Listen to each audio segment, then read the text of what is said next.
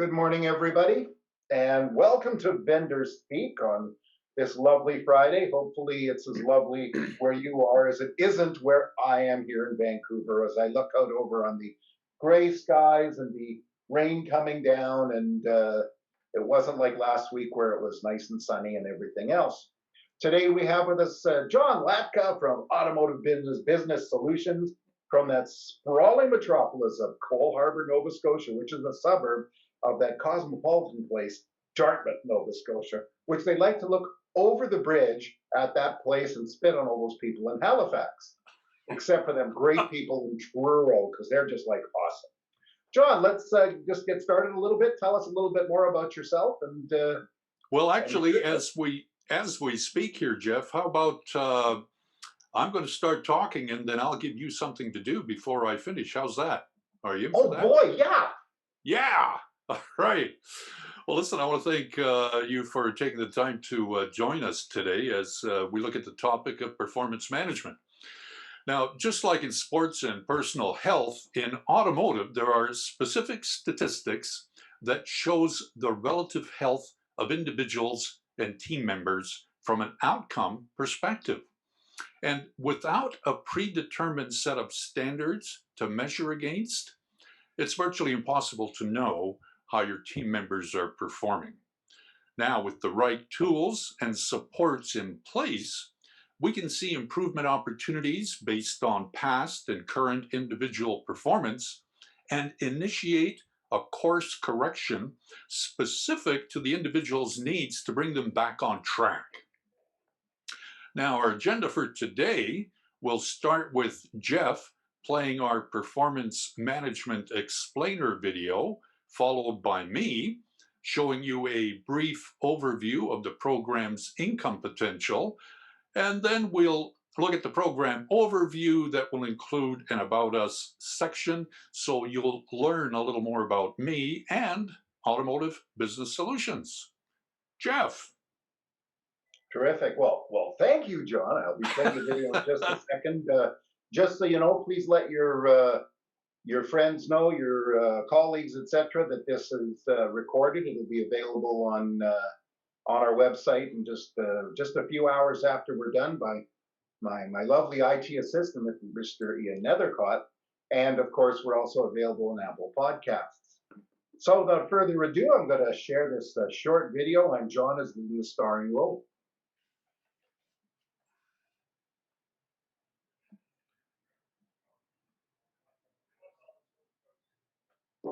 In a busy dealership environment, finding time, ways, and means to maximize sales potential can seem overwhelming.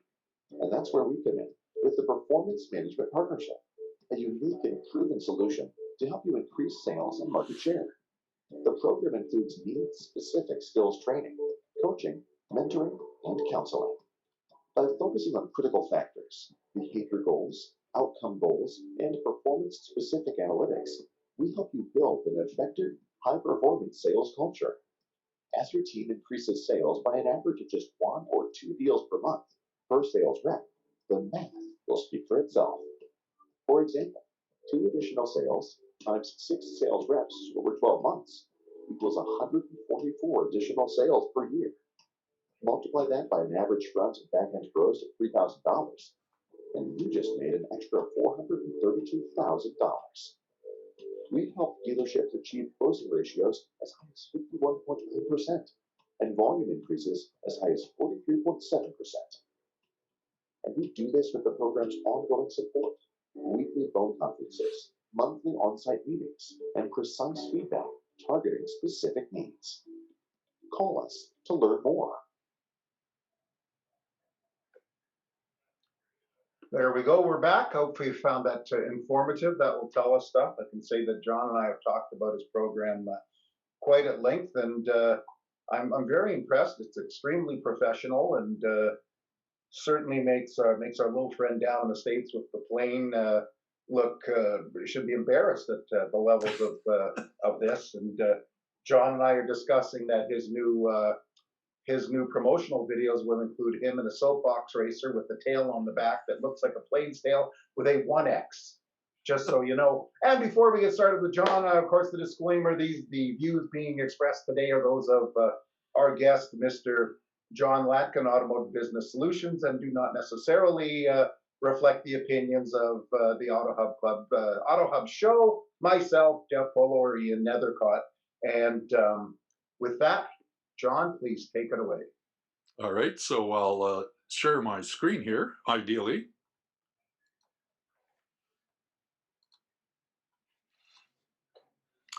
All right, so can everyone see where it says calculate your potential?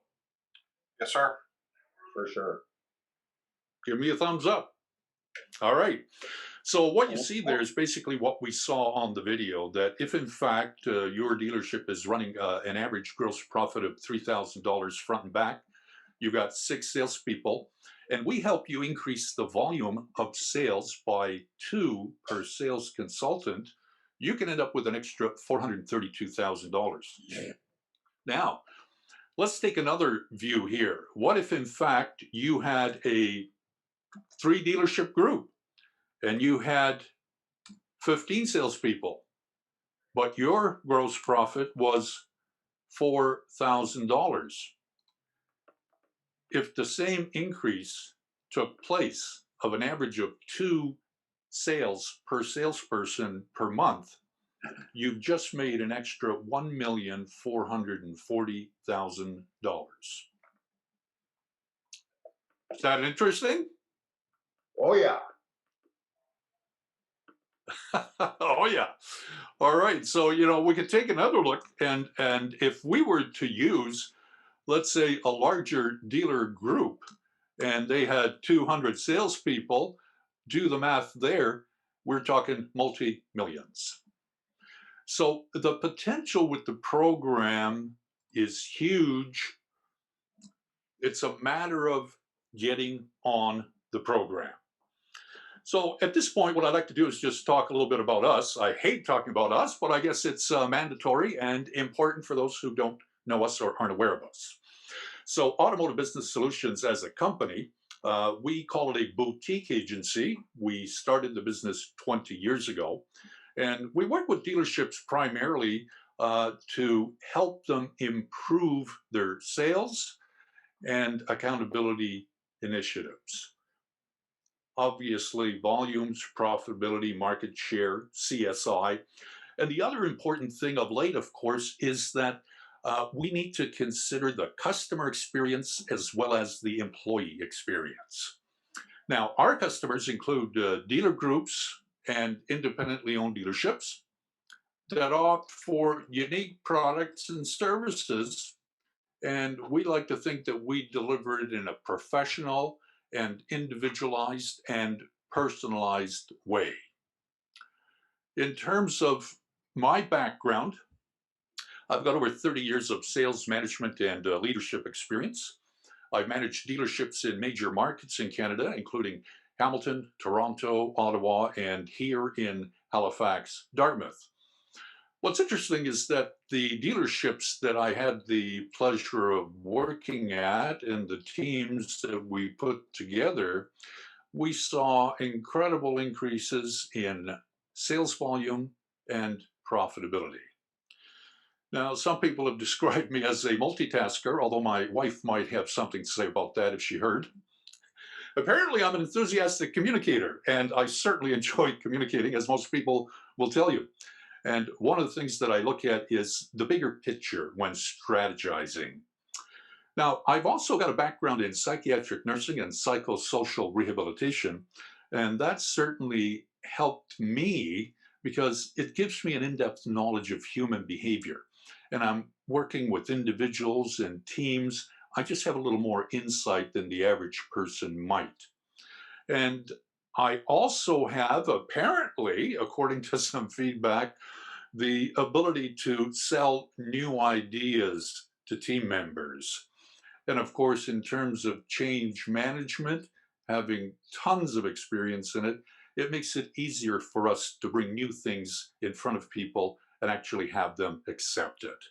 So as a trainer, coach, mentor, and counselor, We work with well over 100 dealerships here in Atlantic Canada, many of them ongoing, many of them repeat customers, and the majority of our business has come from repeat and referrals. Any questions on that, folks? Well, one thing I do have to say is that I get very nervous when I'm talking to somebody that has a psychiatric background because, of course, you feel like you're being analyzed. Jeff, that was done a long time ago when we first met. Yeah, and you put me into some weird disorder. I know. Not at all. Not at all.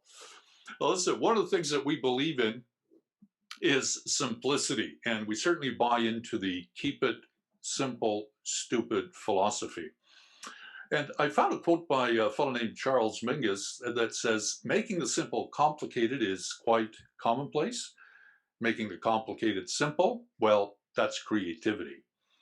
And when we've talked with dealerships over time and we've interacted with them, we found that oftentimes figuring out where to start to increase sales and operational efficiency, it can really be overwhelming. So we created the program, and we deem it to be a simple and logical alignment and balance of people, process, technology, culture, and ongoing support. And of course, this lends itself to continuous improvement and accountability. And so here we see an overview in terms of a graphic, and people are the most important thing from my perspective that a dealership has to work with in terms of helping improve volume and profitability. Process, of course, the more simple it is, the easier it is for salespeople and management to do their job. Technology, again, if the technology that they're using is simple, and what we've come up with is a web-based platform that's specific to performance analytics, it's extremely simple to use, and people don't have a problem getting on board with it. When it comes to culture, as we work with people on an ongoing basis, we find that the culture tends to trend toward more of a high performance type of culture where sales are sought after and people actually enjoy what they're doing. And they get the ongoing support for continuous improvement, and they're held accountable in a professional way so that we see increases. And we're talking about onesies and twosies and three deals per month per salesperson over time that adds up to a huge improvement. Any questions on that? Or any comments? Well, it's certainly about the onesies and twosies. I mean, as as you showed in your formula there, if you can get a salesperson to increase their sales by one car a month, you have 12 salespeople. That's 12 cars a month. That's 144 cars a year, just by an increment of one. That's just an increment of one. Yeah. You're absolutely right. Small steps every time. Now, John Lennon once said, there are no problems, only solutions. And basically, that's what we strive for. We strive to find solutions that are going to help your business grow in terms of sales. And obviously, most people want measurable results. And ideally, it should be simple, a system that's proven, and ideally data-driven. Now, most dealerships have goals. Some don't. When it comes to things like higher sales volumes, I'd say most people are on board. They want to get there. Bigger market share. I know a dealer principal that lives, breathes, and market share is everything to him. Greater customer satisfaction. We're all looking for that so that we can build a client base. Increased productivity. That's what we're about. That's where we come in to help you increase productivity. But what tends to happen along with that is we have improved morale, higher job satisfaction, and improved employee retention. So there's less turnover on the sales floor. And quite frankly, I think that the majority of dealerships would love to have less turnover than they currently do. Yeah. John, if I can add something there, of course, that's one of the bees that I have in my bonnet. Absolutely. That's something that always rides me because so many dealers in the industry in general talk about employee retention, talk about employee satisfaction, but sometimes they focus purely on market share and KPIs and everything else. And the quickest answer is let's find new people, which of course keeps you in business. But they're constantly training, and they're constantly doing, instead of growth training, they're doing initial training. Right. And the fact of the matter is, what we prefer to do and what we try and talk dealers into is let's work with the people that you have. Let's get them up to a minimum standard that we set. Now, sadly, of course, there are some people that can't make it. And those, as we'll see later, we will have to let go and replace because they don't have the skill set to play on the professional team that you're putting together.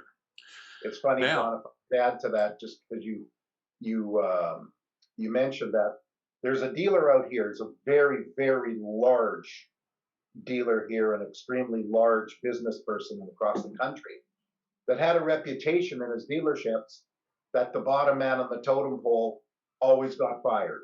I remember that.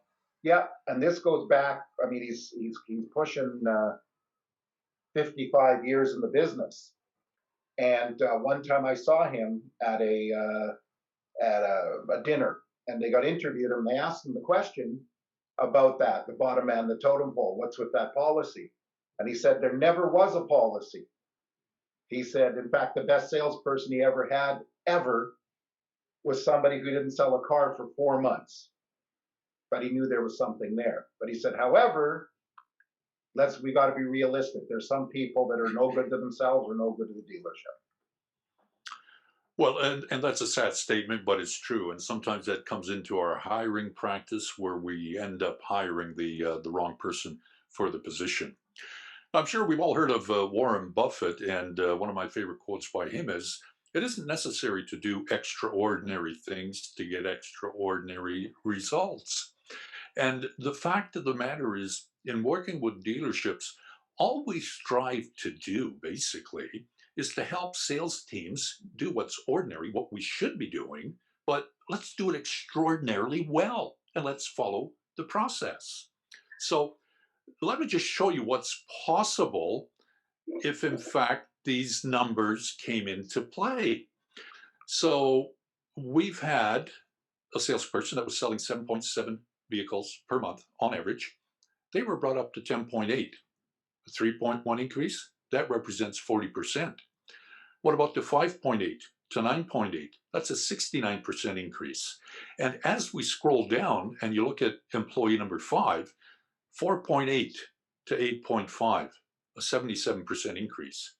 So the point I'm trying to make here is that there are huge opportunities for dealerships to be able to help people that are in the lower half of the stratosphere when it comes to sales, to bring them up to that level where, the minimum that the person is doing is at least average within the industry. And oftentimes what happens is, rather than help those people on an ongoing basis to get to where they need to be, we just replace them and start anew. Get another one that's low on the totem pole. Get rid of them, start anew, get another one that's low on the totem pole.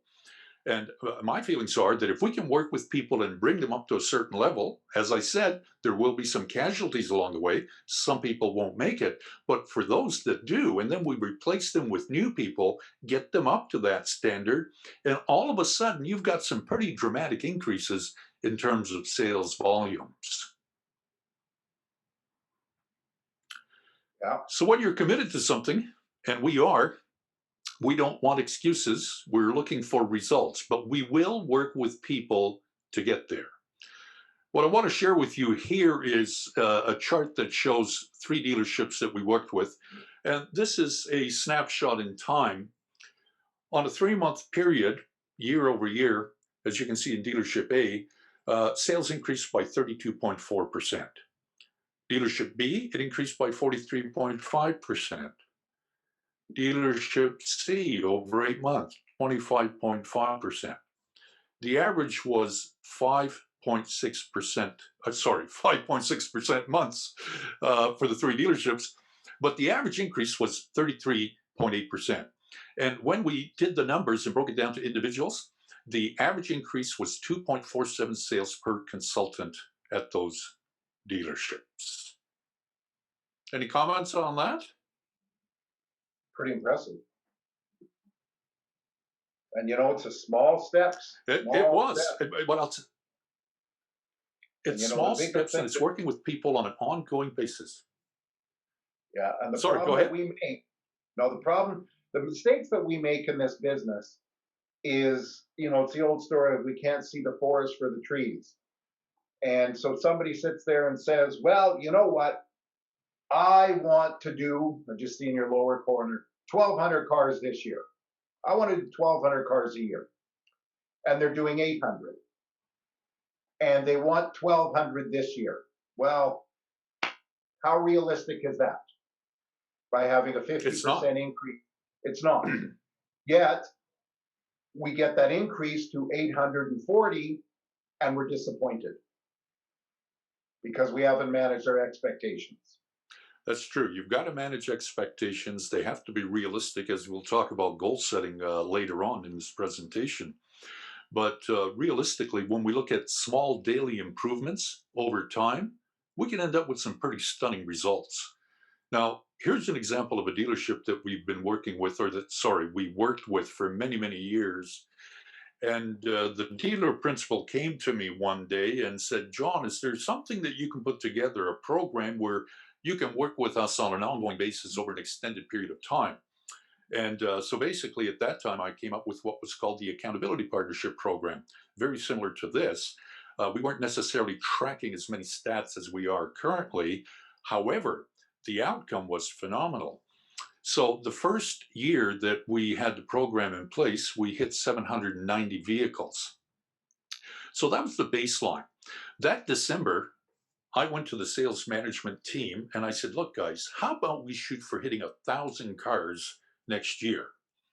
And let's make it a mission. We'll call it Mission 1000.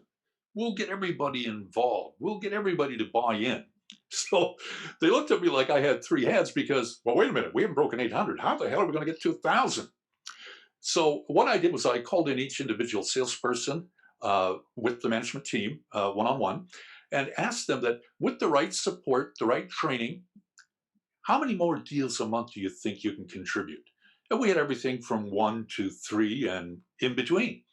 When we added up the numbers, they actually came to over 1,000. So we decided to go for Mission 1000. Sadly, that September, we let the foot off the gas. People were on vacations, including myself, and we only ended up with 965 units that year. But look at the increase. That's 175 units, 22.1%. Now, the following year, they hit 1,135. And when you take the 1,135 versus the 790, that's a 43.7% increase. And basically, because daily improvements over time and making sure that people are on track, helping them hit their numbers, these are the types of results that are possible. John, if I can put my 2 cents in there as well. Absolutely.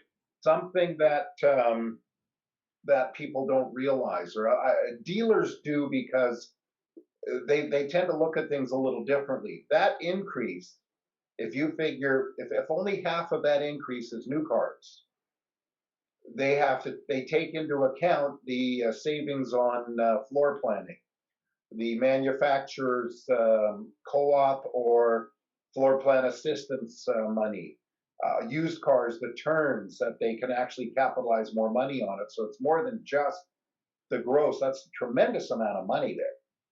Oh, totally. It is more than just the growth. But when we're talking about the frontline staff, We just want to focus on volume and gross. And more importantly for salespeople, let's get the volume, let's get your numbers up. And we let the people that count the money and make the bigger plans in the back take care of what you just addressed, Jeff, is, you know, looking at, wow, how much more did we make other than just the gross profit? I'm sure you've Definitely. all heard of Vince. I'm sure you've all heard of Vince Lombardi. What's interesting is one of his quotes is, "The achievements of an organization are the results of the combined effort of each individual." And again, it's true of sales teams that it is a combined effort that gets us to where we want to be. The next set of stats I'm going to show you has to do with 3 salespeople in a very small market, small town. What's interesting is 2 out of the 3 were new to the business with less than 3 months experience when we started the program with them. And what took place here was that during this particular month, because they lost a salesperson, so they were down to 3, they only had 105 opportunities. Now, when I say 105 opportunities, these are people that were physically in the showroom and they actually interacted with. Demo drives, as you'll see later when we talk about the minimum standards, we expect that at least 80% of people that come into the dealership end up with a demo drive. Now, as you can see, they were a little light there. In terms of proposals, again, we're looking at 80%. They actually hit 80%. And when it came to sales, their sales were actually in excess of a 50% closing ratio, with one person doing 17, another one doing 16, another one doing 21. And I can tell you, one of these salespeople is a young lady who now is selling, actually the year after that, she sold over 200 vehicles in this little market, never sold cars before, and she was in the top 10 of a dealer group. That's really something. It is, and the dealership continues to do very, very well. Now, But when it isn't it comes to true, John, targets, isn't it, sorry, John, isn't it true that this just works in the Maritimes, I mean, because customers there are much different than they are anywhere else, right? oh, absolutely. Listen, this is a maritime secret. You couldn't do this anywhere else. Right, Christian? Not really. We know that this is so simple that it does work anywhere, and it can work with anyone as long as we buy in and we use the opportunity to give people a hand up and we don't kick them when they're down. Now, in terms of goal setting, Zig Ziglar said that you can't hit a target that you can't see. And I agree with him 100%. So if in fact salespeople and teams aren't aware of the numbers that they need to hit that they're responsible for, how are they going to hit them? So realistically, we came up with participative goal setting where management sits down with salespeople and they determine for the following month how many new, how many used units they're going to do. And then we help them get there. But what we want to make sure of is that the goals are realistic. Obviously, they need to be specific. So, certain number of new, certain number of used. In terms of ratios, they want to be able to hit the minimum standards that you'll see later. It has to be measurable. And with our platform, it's easy for us to run a report on a daily basis, just open a screen, couple of clicks, and bang, we're there. It also has to be achievable. So if someone is selling 5 cars a month and we want to get them up to 8, we can't necessarily give them a target of 12 or 15 because guess what? They're not going to make it and it's not realistic. The other thing about targets is that they have to be time bound. And of course, we in the automotive industry run month by month. However, having said that, what we strive to do is get people to think of, those that haven't hit it yet, selling vehicles in 3 per week. 3 per week. That's what we should be aiming for every week. And I can tell you that if you hit your weekly target, you're going to hit your monthly target. And if you're shooting for 3 and you end up with 2, the next week you could conceivably end up with 4. The whole idea is to raise the bar and have people go after the numbers. And it's amazing what can happen. Raising your standards to exceed your expectations. Now, we have what I deem to be proven performance standards. We know these work, and when you hit them, we know what the results are. We also offer a structured sales process, very simple, that you'll get to see. And we have a tendency, as you've seen in terms of the numbers, to help dealers increase sales volumes and closing ratios. Now, does it work with every single dealership that we've worked with?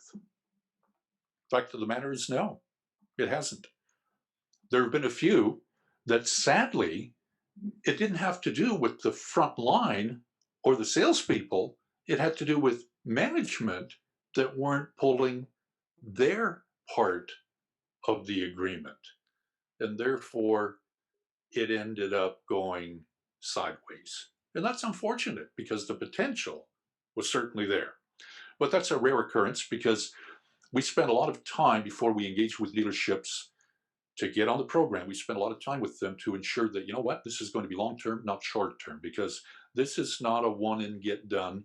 We're not there to be there for a week, run away with a bag of money, and then call you 2 years later to want to do it again. We like to work with you in partnership over an extended period of time. I like Now, this dashboard, John. in terms, pardon me? Sorry, I like this. I like what you put here on this dashboard. One appointment. I'm very impressed by one per day because, you know, how many times do we say, you and I talked about this before, that a dealer sets a standard of 3 appointments per day for their salespeople, and they get almost nothing for the entire group. Right. So that, you know, that's a very, again, managing your expectations. Well, and setting realistic goals. And believe me, even at this point in time, it's not everyone that can get an average of 1 appointment per day for every day they're scheduled to work. Now, for those that are on the program and they're being properly supported, this becomes pretty standard. And so by having made 1 appointment per day that you're scheduled, and we have a minimum expectation that 66.7% of them will show, and out of the ones that show, you want to be closing at least 50%. Now, we know that this works because we've tracked tens of thousands of appointments through our software, and you can carve that in stone. It's a 3-to-1 ratio. For every 3 appointments you make, 2 will show, 1 will buy, guaranteed. Now, think in terms of increasing a salesperson's volume. If a person is currently selling 100 vehicles a year, they can get up to 150 by simply making 3 more appointments per week than they're currently making. Now, in terms of walk-ins, the expectation that we set is that you get to a 35% closing ratio on walk-ins. In addition to that, people that have walked in but left without buying, the expectation is that we get 50% of them back, ideally by way of appointment. When it comes to demo drives, what we strive for is at least 80% of the people that come into a dealership end up with a demo drive. At least 80% end up with a proposal. And the chances are that if you've done these things, you're going to end up with a 50% closing ratio. Now, in trades and appraisals, we know that as a rule, at least half the people that come into a dealership have a trade. And what we want to make sure of is that at least 80% of them get appraised. And the minimum standard for the win ratio is 50%. You put all that together, and you end up with hovering at the 50% closing ratio. Now, one thing that we're not necessarily very good at in automotive is referrals. And ideally, what people should be striving for, and this is what we try and get across to them, is that they get 1 referral per week. Why? It's a super high gain opportunity because at least 75% of people that are referred end up at the dealership, and of the ones that end up there, 75% are sold. It's a huge opportunity. Any comments on that or any questions? Well, I have a question. By all means. How do you get the people to get into the mindset of 80% demo drives and 80% trade appraisals? Well, I'm glad you asked that question. It's a great question.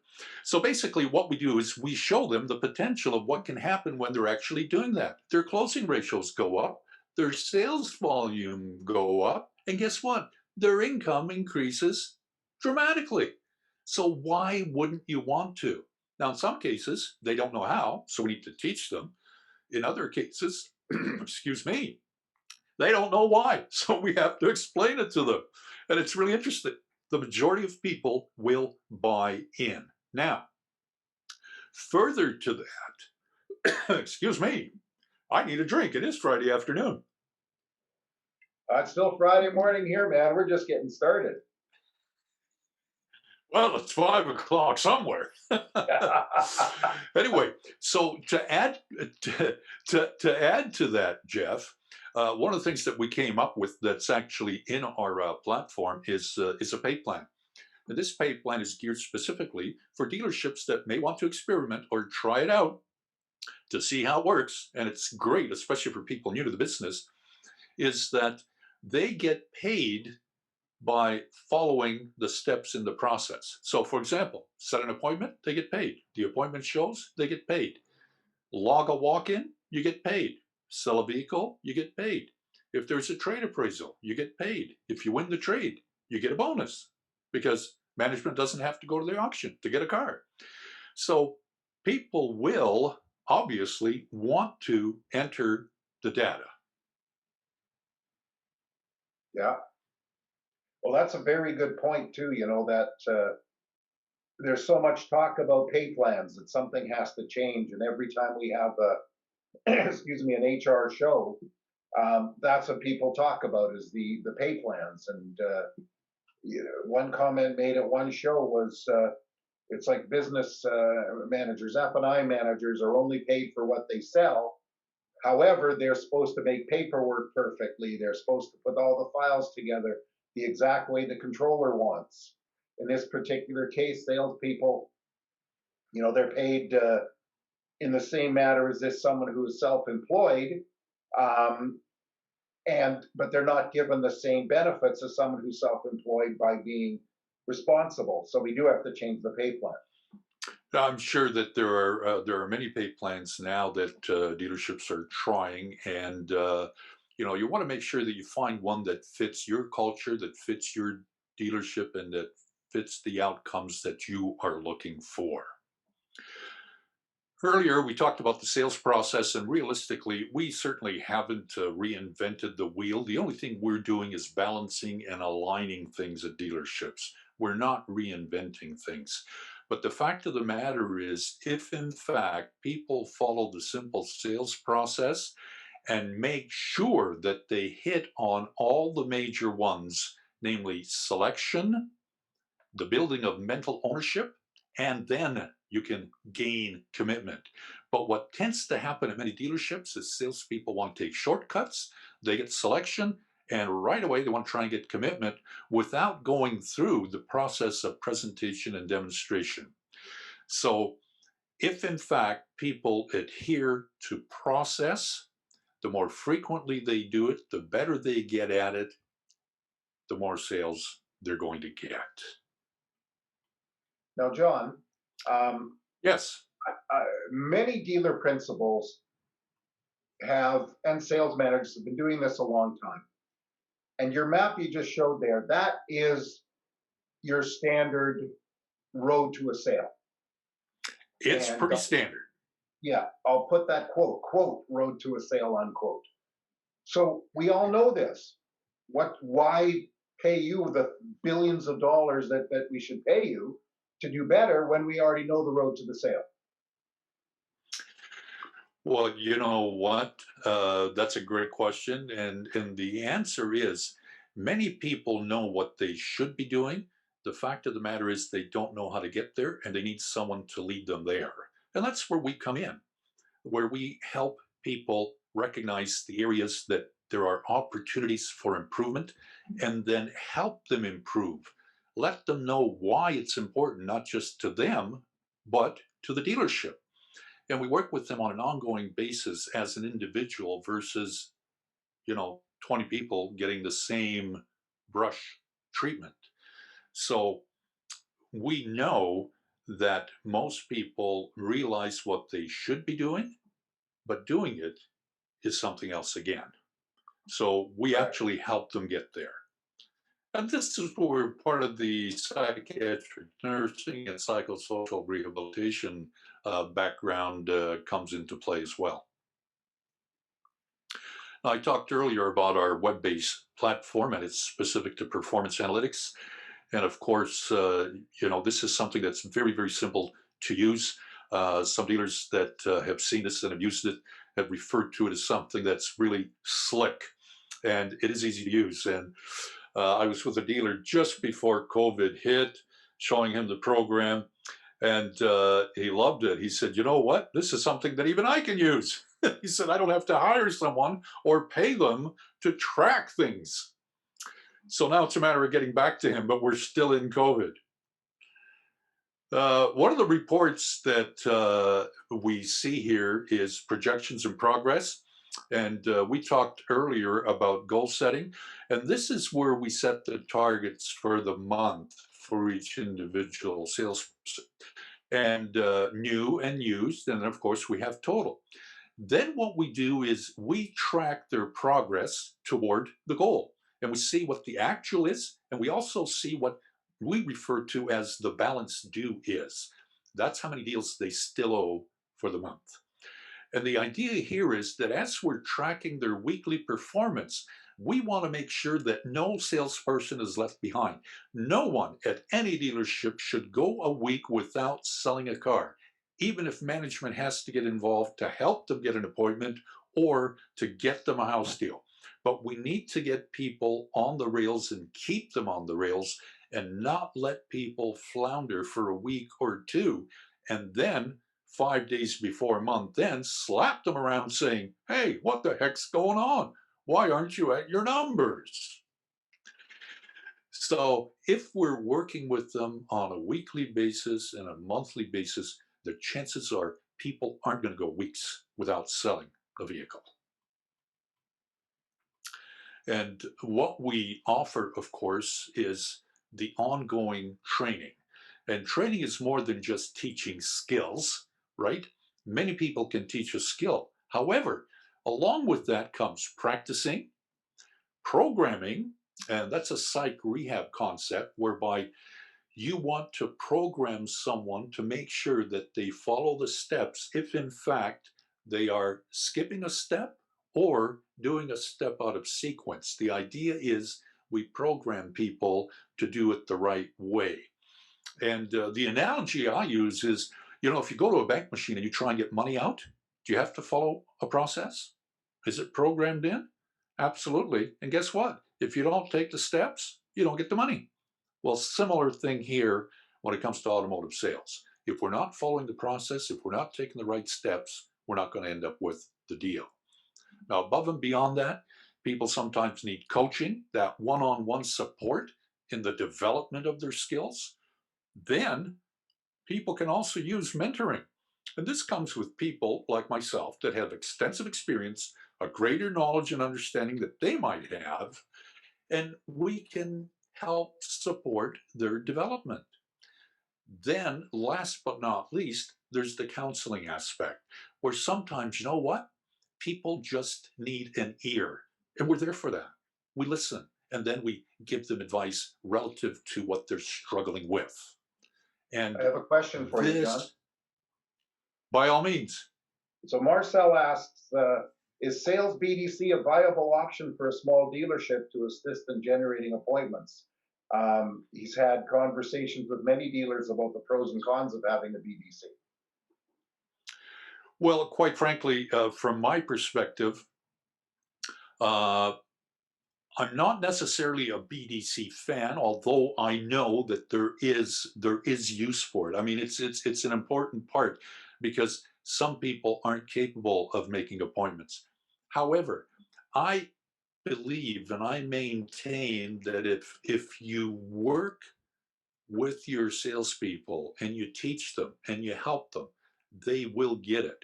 Having said that, the shortcut would be obviously the route of least resistance is a BDC. There are smaller dealers that have someone assigned to BDC. I know of one where the person is a combination. He is a salesperson and he is the BDC in the dealership. So what you want to be careful of is how it's set up, how much money it's going to cost you. And we know that there are companies out there who specialize in actually being the BDC for a dealership without the dealership having to actually hire people to run a BDC. Hopefully that answered Correct. the question. Well, I hope so too, and thank you for addressing that. Please continue. All right. So an interesting statement here by Oscar. There's always space for improvement, no matter how long you've been in business. And I'm a firm believer in that. And that's why we help individuals elevate their performance. And the whole idea is the goal should be with every dealership that no team member is performing below the industry average. So if the industry average is, let's say, 8 cars a month or 100 cars a year, you shouldn't have anyone selling less than that. You need to bring them up to that level. Our philosophy is that when we go into a dealership to work with them, is we want to take people that are at the low level and bring them up to at least average.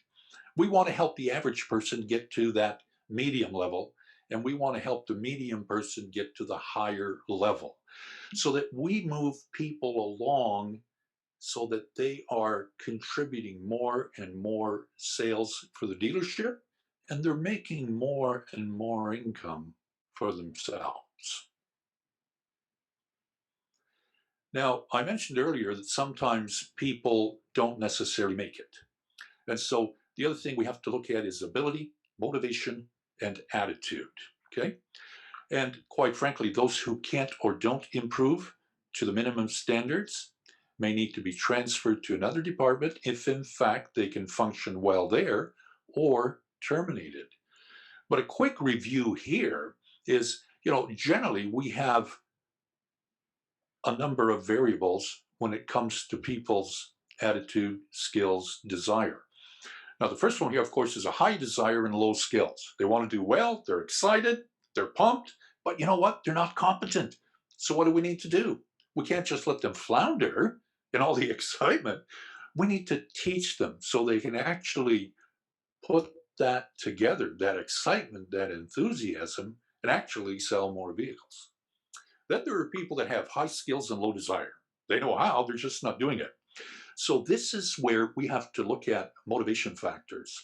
How are we going to be able to motivate this person to actually do what's expected of them? And believe me, there are ways and means that we can apply. The person with the low skills and low competence, sadly, no enthusiasm, wrong attitude, needs a lot of direction, support. We can give them the opportunity by offering to train them and then give them a timeline in which they have to improve to the minimum standard, or we're in agreement then that they're either transferred to another department if in fact they can function there, or they need to be terminated. Now, the last one on this list is a person with high desire, high skills. You know what? That's pretty simple. It ain't broke, don't fix it. Just coach as necessary. Now, there are two primary choices in life: to accept conditions as they exist or accept the responsibility for changing them. Okay? And so, if you want to make changes, we can be there to help because, as I said, with our ongoing support, we can have a weekly telephone meeting with management to review and critique progress. share observations and perspectives, and of course, make recommendations. Then, once a month, we would either do an on site or virtual visit under today's circumstances. We would review performance with management. We would then review performance with each individual team member, and at the same time with the individual team members and or managers, we would do training, coaching, mentoring, and counseling specific to their particular needs at the time.